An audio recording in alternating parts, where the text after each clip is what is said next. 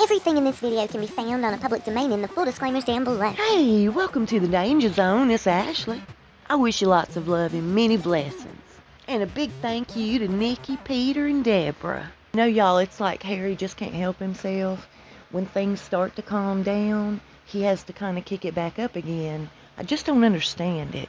But listen to this. So we know that Joe Biden and his wife Jill were hosted by the Queen recently. And they all had a good visit, except he was instructed not to bow to the Queen, which I found very bizarre. But that's neither here nor there. He does all kinds of weird things. Jill and Kate really had a good visit. She took her to the garden. They picked carrots.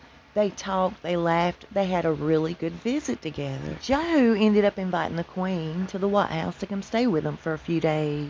The Queen, being in her mid-90s, just doesn't take many overseas trips anymore. But William and Kate have been talking for months about taking a U.S. tour this summer. And Biden offered them a place to stay at the White House. Y'all, Harry caught wind of this. He and Meghan both. And boy, oh boy, their claws came out. It's well known that Harry has a very jealous streak. And I have noticed that he has this thing about parental figures. It's really strange. I don't know if it's a hang-up because his mama passed when he was little. I don't know. But he's very possessive. Now, when Harry initially met the Bidens through the Obamas, back in 2014, Joe himself admits that Jill and Harry were absolutely inseparable for the entire duration of the visit. And Jill and Harry have quite a bond together. He and Meghan caught wind of this U.S. tour being planned for William and Kate. They're not happy at all, but Harry's probably the most upset out of the two of them. Harry and Meghan have vowed to make it a very uncomfortable U.S. tour for Kate and William. They plan on sitting down and telling the media all sorts of things about the royal family.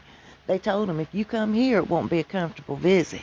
Harry and Meghan have worked mighty hard to make a friendship with Jill and Joe Biden. Harry feels like his brother and Kate are stepping on their toes, and he doesn't feel that's right. It was told to me that Meghan and Harry are running scared. They don't want William and Kate to sit down and get chummy with Jill and Joe Biden. They don't want a friendship, because that's when people start sharing things, and they know that certain things coming out of William and Kate's mouth to Jill and Joe Biden will ruin any chance, politically speaking, for Meghan. Nothing seems to be working out for them right now. So they went to Oprah and they said, look, Lilibet needs a godmother. Can we count on you? And it was told to me that the way they asked Oprah was so slick. Asking Oprah if she wanted to be the godmother of Princess Diana's granddaughter. Oprah didn't give them the reply they were looking for.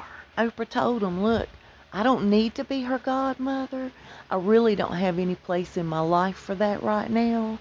I appreciate it just the same, but no thank you. I believe that Oprah knows they're just about finished, just about used up. Nobody will want anything to do with them. So why in the world would she put herself in a position linked to them for the duration of this child's life? People are saying, hey, look, is there really a child? Why are they so secretive about these children? What's really going on here? Folks are starting to notice how things are being worded in the media. There's a lot of Lilibet's arrival, when the baby arrived, when she arrived. There's very little, next to none, Meghan gives birth. And now folks are starting to realize not only that, but they have very secretive behavior. And speaking of the way things are worded, okay, so you've heard all about the bench making the #1 bestseller spot, and I can't even talk. Okay, so it came out saying that, hey, look, this book made the #1 bestsellers list. It did not land in the #1 bestseller spot for the book itself, but rather the illustration. I've had a better time reading the back of cereal boxes, y'all. I just can't help myself. Anyway, they're making a big deal out of Meghan for this book making this bestsellers list, when in all actuality, it's Christian Robinson, the illustrator, who should be getting all the credit right now for making the bestsellers for the illustrations. In all seriousness, y'all, it irks me because she's lapping up the credit and, trying to make it out as if she's some fabulous author, when it wasn't even the content of the book that landed it in the bestseller spot. It was the children's illustration category, He won it. He should be the one getting all the credit. But in true Meghan fashion, she's sitting back taking the credit. Decent person would shine the light on that situation versus try to take all the glory. Speaking of taking, do you realize that she has a spot on her Archwell website where you could submit your story of compassion? She plans on taking those stories and turning them into children's books. Don't submit anything. She's going to be padding her pocketbook with your story, so think about it. And speaking of padding her pocketbook, listen, Spotify's not too happy with them.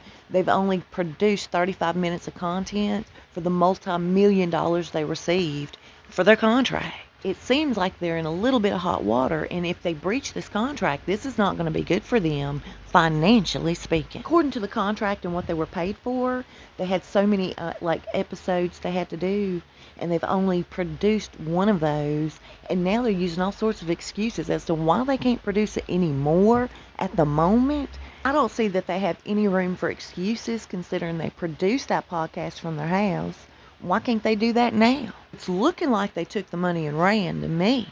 And speaking of money and running, honey, listen to this. It's now being said in a blind leak that she's all willing to go fly out and meet Bill Gates.